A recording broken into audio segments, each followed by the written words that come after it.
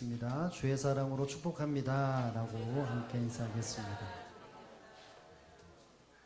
네, 오늘도 하나님이 인도하심 속에 주시는 은혜와 평강이 충만케 되어지는 시간이 되기를 주님의 이름으로 축복합니다. 오늘 본문을 통해서 이와 같은 제목으로 잠시 은혜의 말씀을 나누기 원합니다. 우리 제목을 한번 읽어볼까요? 네, 지나간 세월의 교훈. 여러분 2023년도가 시작이 되었다가 이제는 어느새 마지막 몇 시간도 남지 않았습니다. 코로나로 계속되는 새해가 시작이 되었지만 지금 이 순간은 코로나라는 그 이름이 사라져 있습니다. 제가 지난주에 병원을 한번 이렇게 갔었는데 이야기를 나누었는데 요새 감기가 사람들이 많이 걸린다더라고요. 그래서 A형 독감은 약 한 2개월, 길게는 2개월을 간다. 그리고 B형 독감은 간간히 등장을 하는데 확산은 되지 않지만 요즘 아이들이 많이 걸린다라는 말과 함께 코로나는 이야기를 별로 안 꺼내더라고요. 코로나는 별로 문제가 되지 않는다고 하더라고요. 이 1년의 일들을 지나가면서 우리가 두려워 떨었던 마음으로 시작을 했지만 이제는 그 일들 속에서 우리의 마음 속에 이제는 수많은 제약들이 사라지고 또 마음 편히 이 시간도 여러분을 보면 마스크 끼신 분도 계시지만 좀 자유와 평안함으로 우리 예배드릴 수 있게 된 것, 이 한 해에 지나가는 삶을 본다면 이것이 하나님의 은혜임을 우리는 고백하지 않을 수 없습니다. 나의 모든 인생의 발걸음 속에 그 지나간 시간들을 되짚어 본다면 우린 하나님 앞에 믿음과 신앙을 가진 사람으로서 반응을 반드시 보여야 한다는 것을 우리는 알게 됩니다. 오늘 본문에도 보면 이 모세라고 하는 하나님의 종이었던 이 모세가 광야의 40년 생활을 마무리하면서 그는 하나님의 마음을 품고 이스라엘 백성들에게 이야기를 말하고 있습니다. 우리 한번 5절 상반절의 말씀을 한번 읽어봅니다. 시작. 주께서 40년 동안 너희를 광야에서 인도하게 하셨거니와. 아멘. 여기 보면 모세가 말을 하지만 주께서 40년 동안 너희를 광야에서 인도하게 하셨거니와. 이 말은 모세가 이스라엘 백성들에게 말을 하고 지도를 했지만 실상은 하나님께서 친히 나타나셔서 이스라엘 백성들을 인도하셨다라는 것을 이야기를 말합니다. 하나님은 이스라엘 백성들과 멀리감치 거리를 두시는 하나님이 아니라 친히 옆에 함께 하시면서 나타나셔서 그들을 인도하셨다. 이것이 40년을 지냈던 이 모세가 고백하는 내용인 것입니다. 사랑하는 성도 여러분, 이스라엘 백성, 모세가 경험했고 이스라엘 백성 경험했던 이 40년이라는 세월 속에 가만히 살펴본다면 수많은 사건과 여건과 환경 속에 하나님의 이스라엘 백성들을 놓지 않으시고 붙잡아 주셨다는 것을 우리는 익히 알 수 있습니다. 대적들을 만날 때마다 하나님은 대적에서 그 생명을 지켜주셨고 또 기후, 낮에 그리고 밤에 그 모든 환경 속에 극한에 있는 환경 속에서도 낮에는 구름 기둥으로 밤에는 불 기둥으로 그들의 생명을 보호해 주셨습니다. 뿐만 아니라 때마다 마시고야 될 물 그리고 먹어야 될 모든 그 식물들이나 이런 모든 것을 제공해 주셨습니다. 만나와 메추라기로 그들을 먹이셨고 또 물이 없는 환경 속에서도 우물을 내어 수많은 사람들의 목을 축이게 하셨던 것이 하나님이 인도하심의 모습이었습니다. 모세는 이와 같은 일들을 되짚어오면서 이 지나간 세월 속에 하나님의 백성이라면 잊지 말고 반드시 기억해야 될 것이 있다.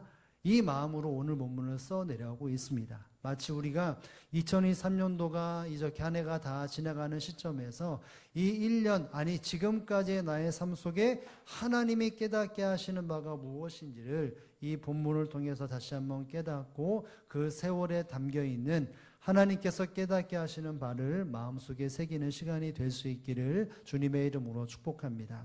여러분 첫 번째로 깨닫게 하시는 일깨워 주시는 것이 무엇이었겠습니까? 첫 번째는 이것입니다. 함께 한번 읽어볼까요? 돌보시는 분.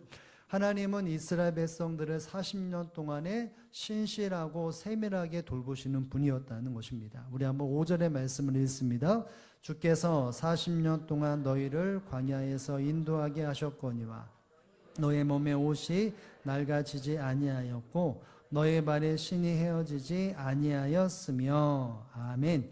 여러분이 말씀해 보면 너희의 몸이 너의 몸의 옷이 낡아지지 아니하였고 너의 발의 신이 헤어지지 아니하였다. 40년 생활 속에서 이스라엘 백성들이 옷이 입고 살았는데 그 옷이 낡아지지 않았다. 그들은 맨발로 다니지 않고 신발을 신었는데 그 신발도 헤어지지 않았다라고 말합니다. 그들의 피부와 그들의 발걸음과 그들의 모든 삶 속에서의 그 생명을 하나님 보호하셨다는 것을 옷으로 또 신발로서 이것을 표현하고 있습니다. 여러분 질문해 볼까요? 그렇다면 이 말씀을 생각해 보면 하나님은 이스라엘 백성들에게 옷 한 벌 그리고 신발 한 켤레만 주시면서 40년 동안 그렇게 헤어지지 아니하는 인도하심을 주셨겠습니까? 아니면 헤어지기 바로 직전에 그 이스라엘 백성들의 모든 옷과 신발을 그때마다 제공해 주셨겠습니까? 전자일까요? 후자일까요? 그렇죠. 후자입니다. 여러분 우리가 지금은 아니지만 예전 같았으면 이렇게 낮에 그러니까 여름 때에 보면 한 벌로 입고 다니는 분들이 보이지 않았습니까? 두꺼운 옷으로 사계절 정동이 모든 시간 속에 한 번만 입고 다니는 사람들의 이런 모습을 어쩌다 한 번씩 보게 되는데 그 모습은 이루 말할 수 없는 남루한 모습이었습니다. 제가 이 말씀을 준비하면 수석가들은 말을 합니다. 하나님은 이스라엘 백성들에게 낡은 옷, 헤어진 신발을 주지 않으셨다. 이것은 하나님께서 하나님 백성들을 다운 삶을 살도록 모든 것에 단정함을 주셨다라고 말을 합니다. 깨끗하고 그리고 단정한 모습으로 하나님의 이스라엘 백성들에게 정말 없는 가운데 천하게 살게 하신 것이 아니라 하나님의 백성다움의 그 옷을 주셨다는 것이죠. 여러분이 아는 것 성경에는 그 신분이 옷으로 드러나지 않습니까? 제사장은 이런 옷을 입고 어떤 사람은 이런 옷을 입고 그 옷이라고 하는 것은 신분을 나타냅니다. 즉 여기서 옷과 또 신발을 헤어지거나 낡아지지 않았다는 것은 하나님의 백성다움에 맞도록 하나님이 때마다 시마다 그 백성다움의 단정함과 모든 것을 채워주시는 하나님이었다는 것이죠. 하나님이 친히 백성들을 입히시고 또 모든 것에 은혜를 주셨다는 것입니다. 여러분 입는 옷과 신는 것은 가장 기본적인 것 아니겠습니까? 여기 계신 분들은 다들 깔끔하고 또 멋있는 옷을 다 입고 계십니다. 하나님이 그렇게 이스라엘 백성들에게 이와 같은 기본적인 것을 완벽하게 제공해 주셨다는 것이죠. 그리고 그 다음 9절, 6절의 말씀을 읽겠습니다. 시작. 너희에게 떡도 먹지 못하며 포도주나 독주를 마시지 못하게 하셨으면 주는 너희의 하나님 여호와이신 줄을 알게 하려 하심이라. 아멘. 하나님께서 이스라엘 백성들에게 뭐를 먹지 못하겠다고요? 떡도 그리고 포도주도 독주도 마시지 못하게 했다. 여러분 떡은 너무나 우리가 잘 아는 것이고 여러분 포도주라고 하는 것은 그때 당시에 사람들이 음료로 마시는 것입니다. 여기에 독주는 발효시킨 그러니까 곡물을 발효시켜서 만드는 것인데 주석에 보니까 맥주와 같다 이렇게 하더라고요.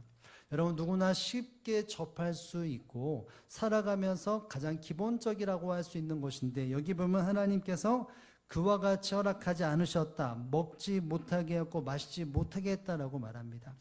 여러분 왜 하나님이 이것을 막으셨겠습니까? 이 말은 광야 생활을 하면서 자신들의 힘과 능력으로 끼리를 이어갈 만한 음식을 조금도 구할 수 없었다. 이렇게 말을 합니다. 그러니까 자신의 능력과 힘으로 이것들을 찾을 수도 없고 구할 수도 없는 형편에 있었다라고 말합니다. 그러면서 무엇을 말하겠습니까? 왜 이와 같은 일들이 하나님이 허용하시고 이스라엘 백성들과 같은 삶을 살았겠습니까? 이것은 하나님께서 유일하게 이스라엘 백성들의 먹을 것을 책임져 주시는 하나님이었다는 것을 말하고 있습니다. 자신의 능력과 힘으로 찾을 수 없는 환경 속에서 하나님은 그들을 먹이시고 마시게 하시고 돌보셨다는 것입니다. 제가 이 말씀을 좀 더 이렇게 묵상해 볼 때에 만약에 그들의 능력과 그들의 경험을 가지고 그 광야에서 다른 민족들이 있을 때 그 민족들이 취하고 있는 먹는 것들 그리고 마시는 것들을 그대로 취했다면 그렇게 했다면 이스라엘 백성들은 하나님 백성다움의 거룩함을 유지할 수 없었을 것입니다.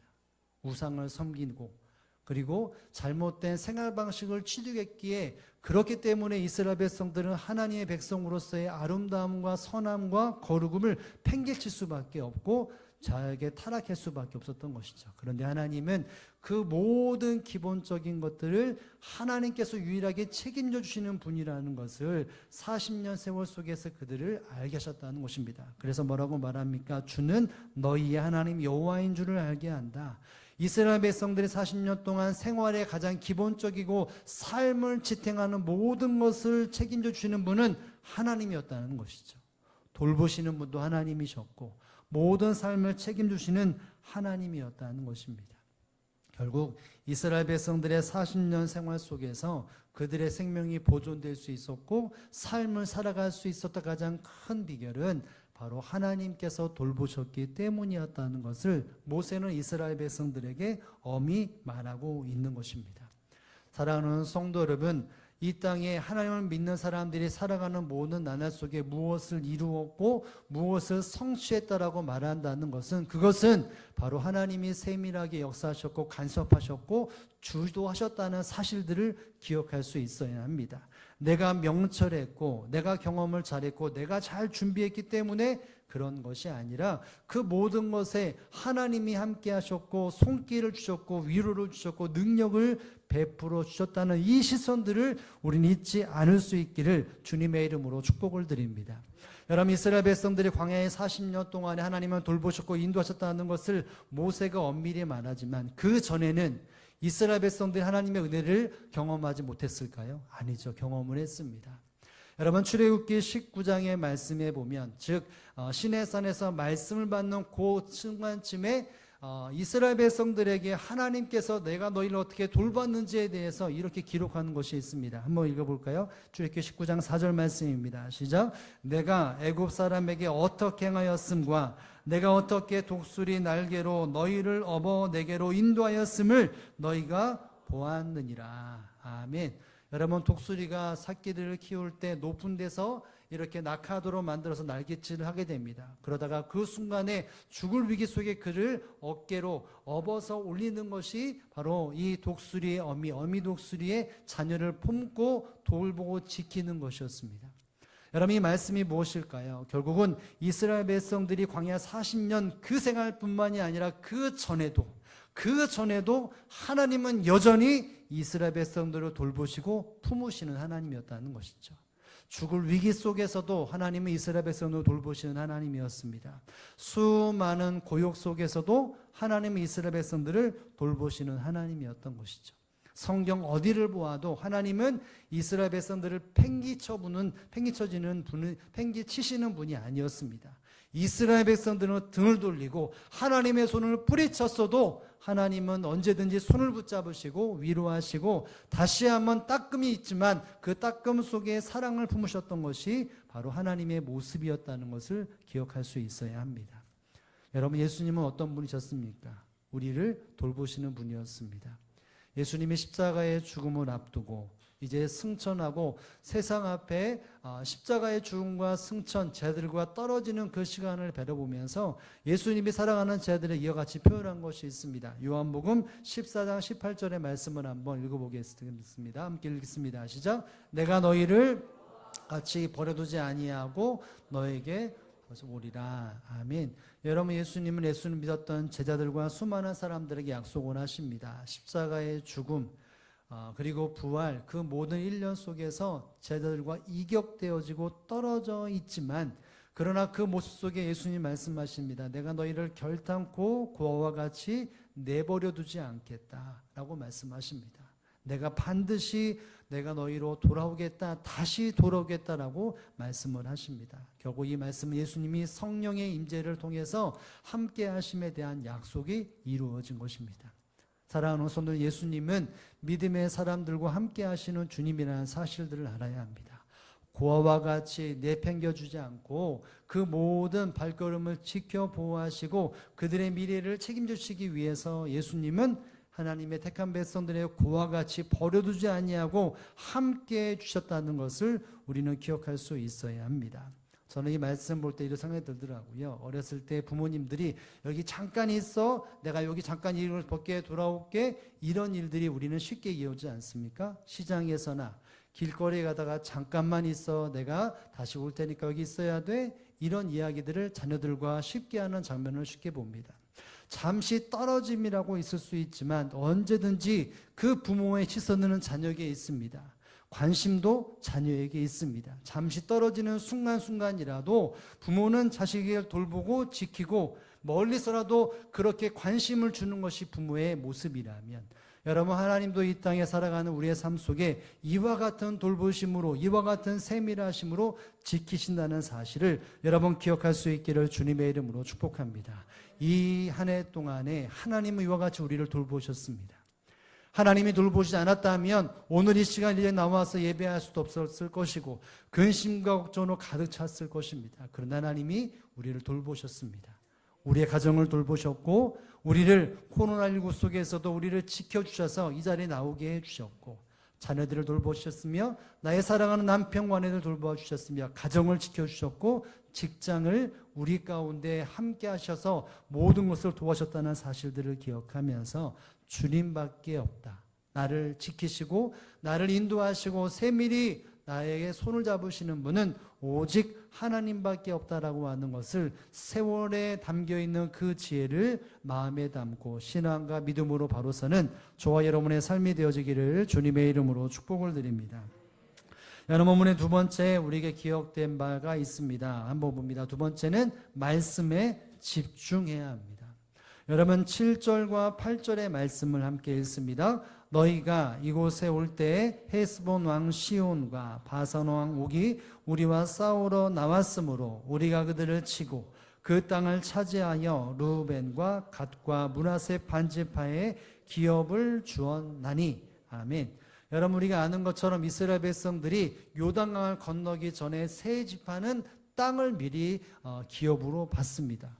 여기 나와 있는 것처럼 루벤과 갓과 므낫세 지파 중에 반이 이 요단 동편, 그 요단강을 건너기 전에 땅을 기업으로 받습니다. 어떤 과정으로 받았는지를 설명을 하죠. 헤스본 왕은 시온과 바산 왕 옥과 이스라엘 백성들이 싸우게 되어졌는데 그 싸움에서 승리를 했고 그 땅을 차지했고 이와 같은 세 지파가 땅을 기업으로 받았다라고 말을 합니다.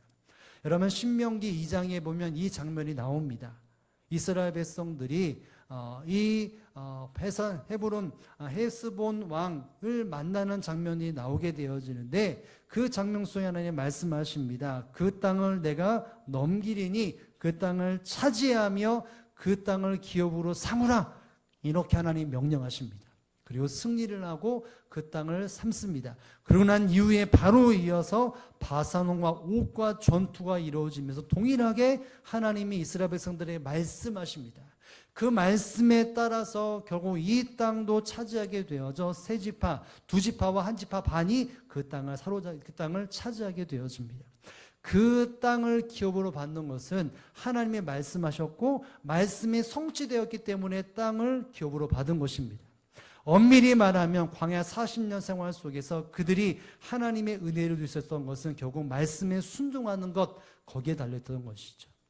여러분, 결국 이스라엘 백성 다음은 무엇입니까?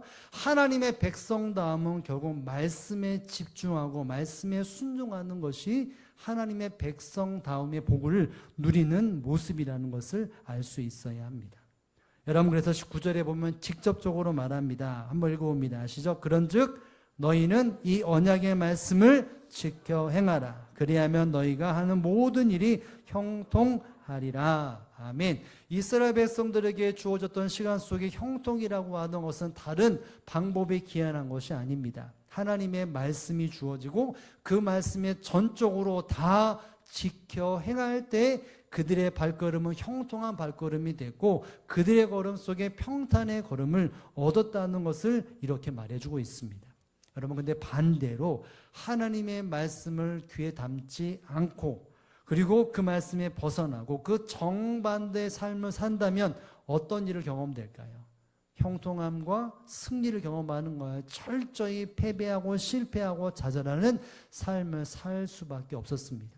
광야의 40년 세월 속에서 이스라엘 백성들의 모습 속에 음지가 있었습니다. 무엇이었습니까? 말씀에 불순종해서, 말씀의 권위에 불순종해서 수많은 시간 속에 말씀을 배웁게 있었을 때 그들은 하나님의 징계를 당하고 패배를 경험했습니다.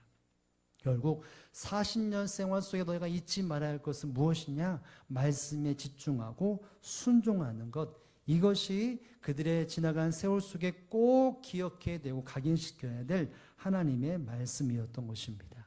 사랑하는 성도 여러분, 이 땅에 살아가는 삶 속에 형통이라고 하는 것을 잡고 누리기 위해서는 다른 어떤 것보다 가장 첫 번째는 하나님의 말씀을 가까이 하고 그 말씀에 순종해야 한다는 사실을 여러분 믿으시기를 주님의 이름으로 축복합니다.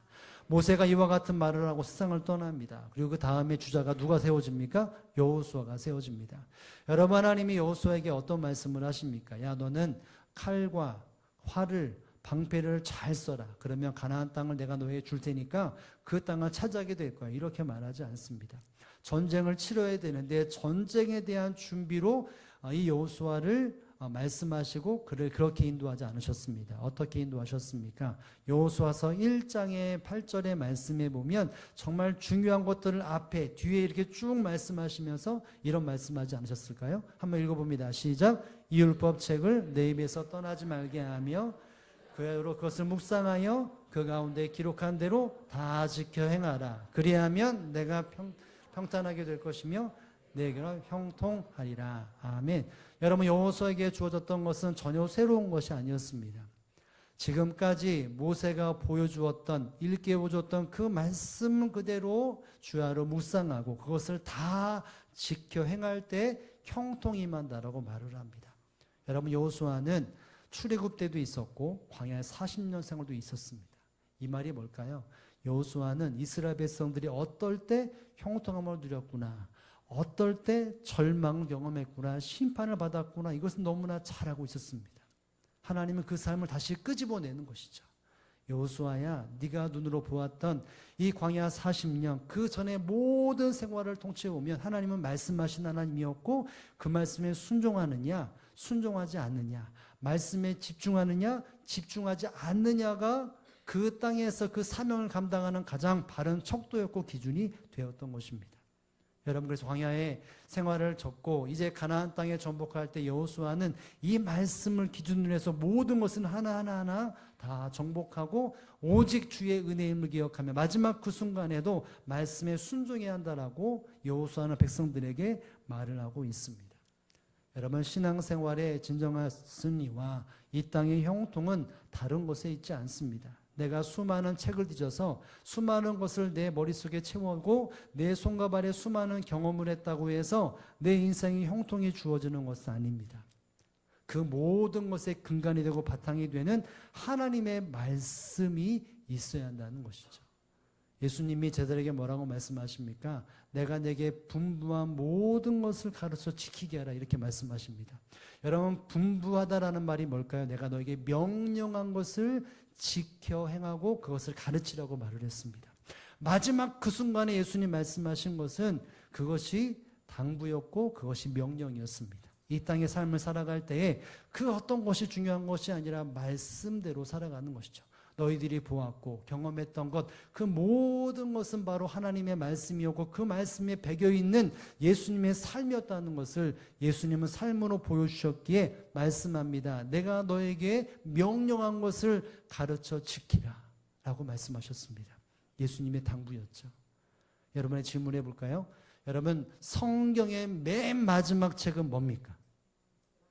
그렇죠. 여러분은 다 아십니다. 요한계시록. 조금 더 어려운 질문합니다. 요한계시록의 맨 마지막 장은 몇 장일까요? 네, 22장입니다. 제가 하기 전에 다 맞히셨는데.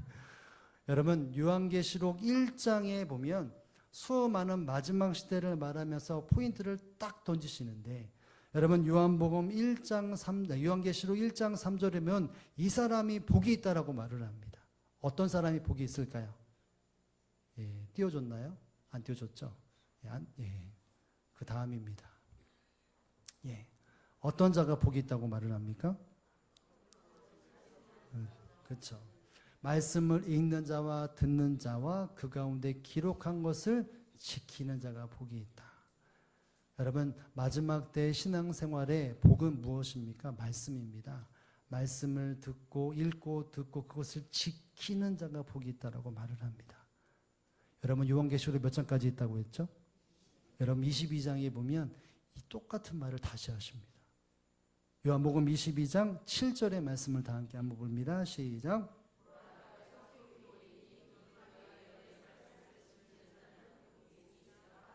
아멘. 여러분, 요한 사도를 통해서 예수님이 말씀하십니다. 교회의 머리 되신 주님이 말씀하십니다. 이 마지막 때의 복은 내가 수많은 물질을 가지고 있는 것도 복이 아니고 나의 자녀가 잘 되는 것도 복이지만 그것이 복이라고 말하지 않습니다. 내가 편안하고 안주하는 그 인생이 복이라고 성경은 말하지 않습니다. 복은 어떤 환경이 있든지 간에 말씀을 읽고 듣고 그것을 지키는 자, 마지막 때를 살아가는 사람들의 복은 거기 있다라고 말합니다. 그리고 요한계시록 맨 마지막에 다시 말합니다. 마지막 때의 복은 이 두리마리 예언을 말씀을 지키는 자가 복이 있다라고 말을 합니다. 여러분, 우리의 지나간 세월 속에 무엇을 찾아야 합니까? 여러분의 삶 속에 여러분 분명히 하나님이 내게 은혜 주셨다는 것을 기억하지 않습니까? 내가 은혜 받았다라고 하는 그 시간, 내 마음속에 그것만 생각해도 미소가 띄어지고 잔잔한 감동이 느꼈던 그 시간들을 되짚어보면 그 요점은 바로 하나님의 말씀이 깊이 새겨지고 감동받고 그것에 내 삶 속에 성취될 때에 우리는 기쁨이 있었고 은혜가 있었습니다.